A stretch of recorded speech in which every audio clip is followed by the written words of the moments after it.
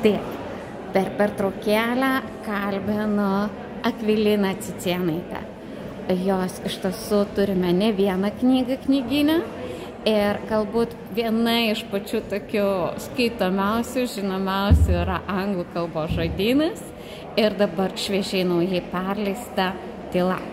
Taigi, gal trumpai apie šitą festivalį, kur susitikom, nes paprastai matomės tik tai knygų mugėj, o dabar vasaros gale Vilniuje. Kaip jūs jaučiatės ir kaip tiesiog, galbūt naujo, kokie jūsų įspūdžiai? Šiaip man labai smagu, kaip šiemet būti čia ir pirmą kartą būti Open Books festivalyje, nes anksčiau niekada neturėdavau progos sugrįžti į Vilnių rudenį ir sudalyvauti šitam festivalį. Viskas labai nauja, man labai žavi pati renginio erdvė, labai įdomus pristatymai renginiai ir tikrai sužavėjo įvairovę, tai kad kiekvienas atėjęs ras ir savo patinkamą, mėgstamą autorių, bet kartu, aišku, pasiklausys kažką, išgirs kažką naujo ir sužinos, kokios apskritai šiemet yra pasirodžiusios naujos knygos, geros knygos ir aišku, taip pat yra susitikimai su užsienio autoriais. Tai tikrai džiaugiuosi čia būdama. Taip, ir dabar aš tiesiog norėčiau jūsų paklausinėti apie jūsų knygas, nes yra kas skaitė, yra kas neskaitė. Ir labai daug kas būtent, nors man prie širdies yra labiausiai galbūt mane užkabinusi Tyla, šita knyga. Ir iš tiesų aš čia pasakysiu, kad aš ją skaičiau, taip tokiom atkarpėlėm paskaitydavau, padėdavau, eidavau kažką tai daryti. Kad tiesiog emocijos nurimtų, tada aš ją vėl pasimdavau, nes nebegalėdavau ištverti. Tačiau dabar pakalbame apie anglų kalbos žodyną, kuris tikrai yra. Taigi, koks jisai yra jums pačiai kaip autoriai? Anglų kalbos žodynas, na žinot, kaip sako autoriai, gal ir turėtų mylimiausių, numylėtinių knygų, bet anglų kalbos žodynas yra turbūt viena iš mano mylimiausių parašytų knygų, tai yra man svarbi knyga, tai yra knyga, kurioje aš apmąstau turbūt tą 14 svetur ne Lietuvoje praleistų metų.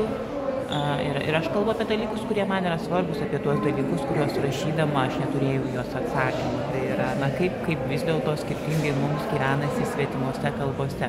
Temų jų yra daug ir mes turbūt per šį trumpą mūsų pokalbį neišvardinsime tų visų temų, bet aš labai noriu, kad šitą knygą atrastų ir dar daugiau žmonių ją jau yra atradę, pernai ir šiemet tikrai buvo pastebėta ir įvertinta, bet atrastų žmonės, kuriems svarbios yra ir tos buvimo svetimoje kalboje, svetimoje kultūroje temos, bet ir ne tik. Tai žinoma, tai yra kelionė ir per mano patirtį, per mano atsiminimus, bet kartu tai yra kelionė ir per pačią Australiją, tai yra mano pačios apmąstymus, ką man reiškia 11 metų toje šalyje. Akvilina, aš atsimenu, jūsų vienas iš pirmųjų knygelių buvo skirtos paaugliams ir dabar paskutinė jinai vėl skirta jaunimui. Jinai yra skirta vaikams. Jūrų žvaigždė, kuri ieškojo širdies, jau yra mažiesiems nuo 5-6 metų amžiaus. Tai taip. Taigi, jūsų mylimiausia knyga būtų anglų kalbos žodynas, o kaip kitos knygos? Mylimiausia knyga anglų kalbos žodynas galbūt suaugusiems, iš tų savo knygų paaugliams, kurių parašiau 6, tai išskirčiau New Yorko Respubliką, kuri man tikrai yra artima. Aš rašau apie 90-ųjų metų Vilnių ir kažkuria prasme apie savo vaikystę, paauglystę, apie tą laiką, kai mes augome pačiais pirmaisiais nepriklausomybės metais. O Jūrų žvaigždė, kuri ieškojo širdies, yra man miela ir svarbi gal dėl to, kad tai yra mano pati pirmoji, tikiuosi ne paskutinė, bet kas ten žino, knygelė vaikams.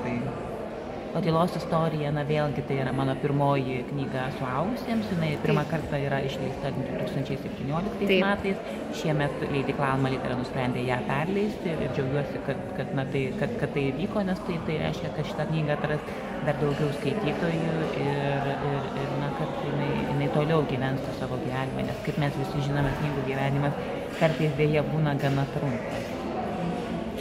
Taigi, dėkui, Akvilina, Jums už pristatymus, už pasakojimus ir tikrai labai nuoširdžiai Jūs kviečiu pas mus į knygyną Londone.